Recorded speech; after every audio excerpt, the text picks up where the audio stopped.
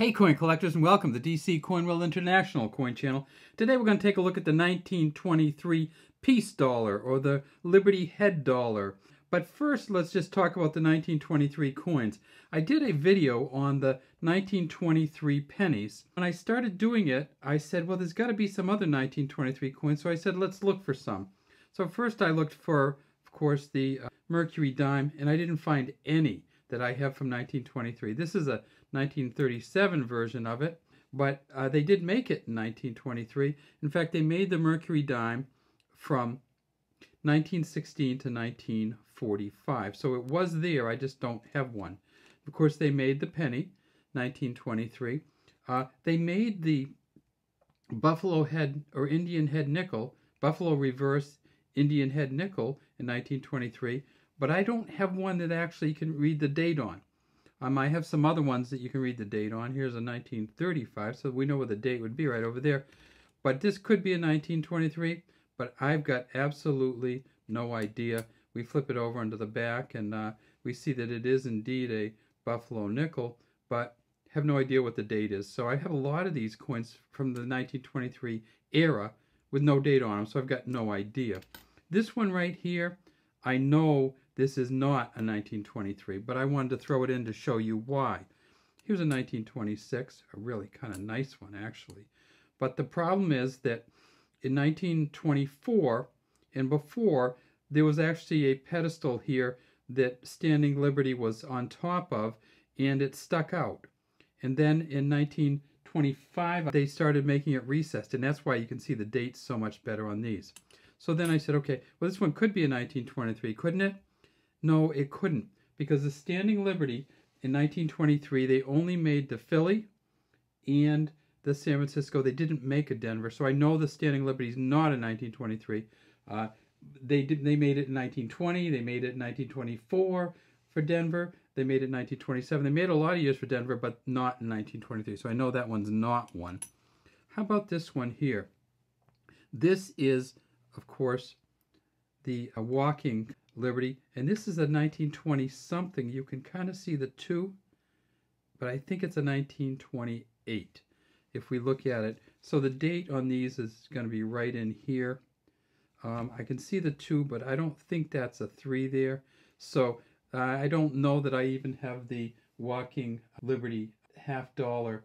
This is probably somewhere later than 1923, but here we do.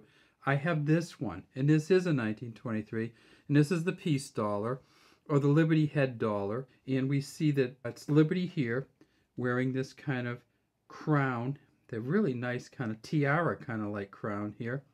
Facing to the left, it says Liberty up through there, and you can see some of this is obscure. That's a technique that they used. This kind of stylized writing across here, "In God We Trust," and it looks like a V instead of a U. And then down here at the bottom, you see that there is some initials down here, and this is for Anthony D. Francisci.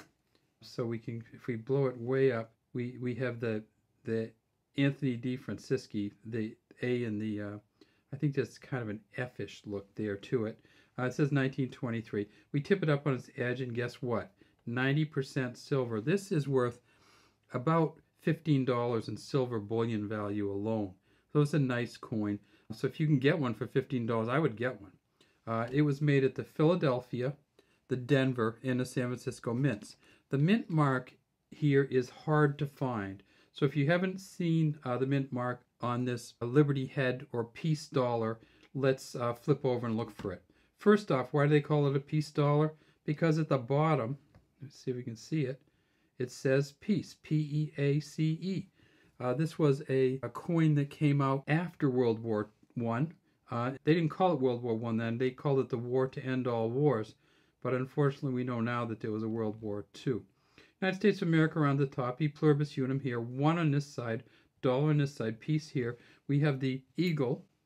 There's the eye and the beak, that kind of curved beak. Down here, we see the olive branch standing on a rock. And then way over here, see where it is? Right there, there's an S for the San Francisco Mint. At the San Francisco Mint in 1923, they made 19 million of these. There is a MS-67 from the San Francisco Mint State 67 that goes for $110,000. They also made it at the Denver Mint, where there's an MS-67, and it's a D on the back, a D here instead of an S, that's worth MS-67 worth $120,000. And at the Philadelphia Mint, where there are they found 7 MS-67 pluses, and they're worth about $50,000 each. There are over 25,000 MS-65 or aboves from the Philadelphia Mint. They just did a great job. At the San Francisco Mint, unfortunately, they didn't do a great job. And I quote PCGS, characterized by poor strike, lackluster appearance, and excessive bag marks, the 1923 dollar coin is hard to get in any kind of condition. All right, well, so we do have another 1923. We'll put it with this 1923. We got no idea the date of this coin here, but we know it's not a 1923, but maybe this one is. Can't tell the mint mark, so it could be a 1923. We can't tell whether this one's a 1923 because we just can't see it at all. And we know this one is not a 1923 because we couldn't find a Mercury Dime from 1923 in our collection.